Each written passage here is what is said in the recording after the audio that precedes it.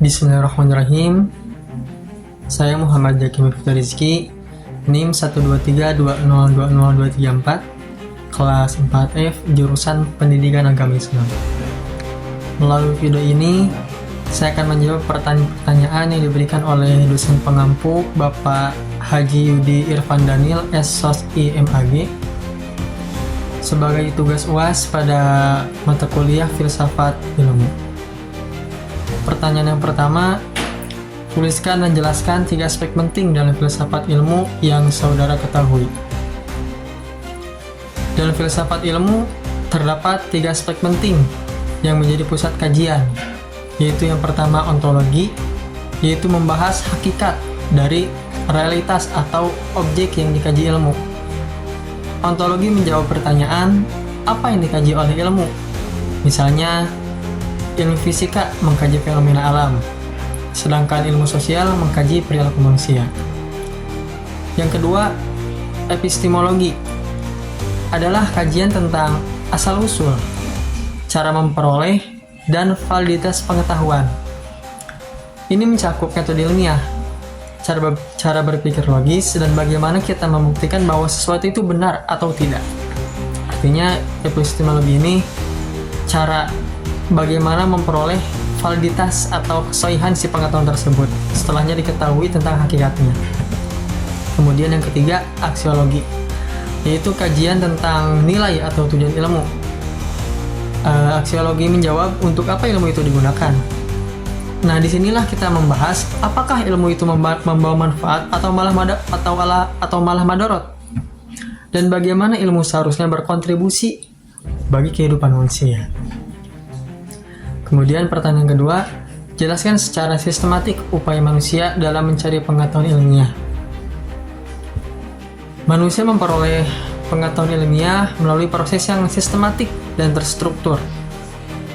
Tahapan-tahapannya antara lain yang pertama, observasi, yaitu mengamati fenomena yang terjadi di alam atau masyarakat. Yang kedua, perumusan masalah, yaitu menyusun pertanyaan atau persoalan yang perlu dijawab. Kemudian yang ketiga, membuat hipotesis, yaitu jawaban sementara berdasarkan teori atau logika.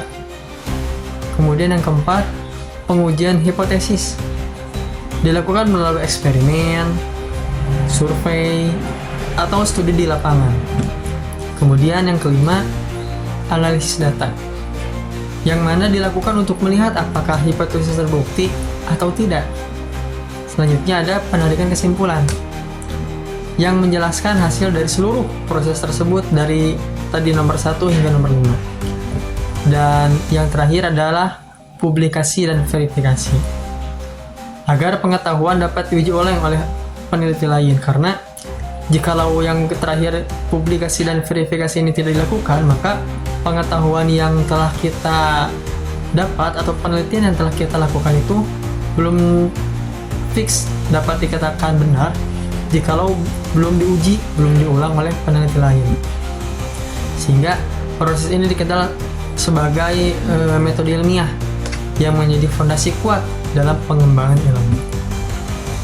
Selanjutnya pertanyaan yang ketiga, tuliskan syarat pengetahuan dapat dikatakan ilmiah. Tuliskan beberapa sarana dalam upaya pengetahuan ilmiah dan beberapa khasanah pengetahuan ilmiah.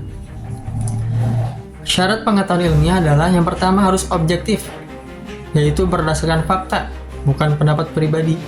Ini penting menjadi yang utama, karena jikalau tidak objektif maka hasilnya pun akan tidak bisa dipertanggungjawabkan. Karena tidak objektif, maka kita perlu dalam melakukan kegiatan ilmiah itu, yang pertama kita harus objektif, yaitu berdasarkan fakta. Yang kedua, rasional, artinya dapat diterima oleh akal sehat, jangan sampai bertentangan. Kemudian harus sistematis, yang ketiga, yaitu disusun secara teratur dan logis. Yang keempat ada metodis, menggunakan cara atau prosedur tertentu. Kemudian yang kelima, universal, artinya berlaku umum, tidak hanya untuk satu individu. Dan yang terakhir ada kumulatif, bisa berkembang dari pengetahuan sebelumnya. Adapun sarana dalam memperoleh pengetahuan ilmiah meliputi yang pertama indera sebagai alat pengamatan, kemudian akal untuk menganalisis, kemudian ada bahasa sebagai alat komunikasi, dan yang terakhir ada metode ilmiah sebagai prosedur utama.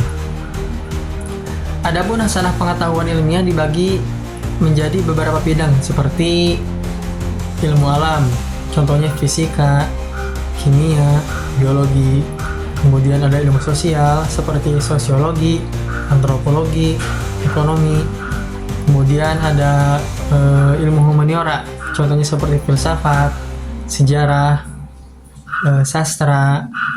Selanjutnya ada ilmu keislaman, contohnya seperti akidah, fikih, tasawuf, usul fikih, tauhid, hadis, dan sebagainya. Selanjutnya pertanyaan keempat, menurut saudara bagaimana sebaiknya ilmu dikembangkan? Apakah ilmu dikembangkan bebas nilai ataukah ilmu dikembangkan terikat dengan nilai? Kemukakan argumentasi saudara. Menurut saya, ilmu harus dikembangkan terikat dengan nilai, bukan bebas nilai. Mengapa demikian? Yang pertama, ilmu selalu berdampak pada kehidupan manusia, maka harus mempertimbangkan aspek moral dan kemanusiaan. Kemudian yang kedua, dalam Islam ilmu tidak hanya bertujuan untuk mengetahui, tetapi juga untuk memberikan manfaat dan menjaga kemaslahatan.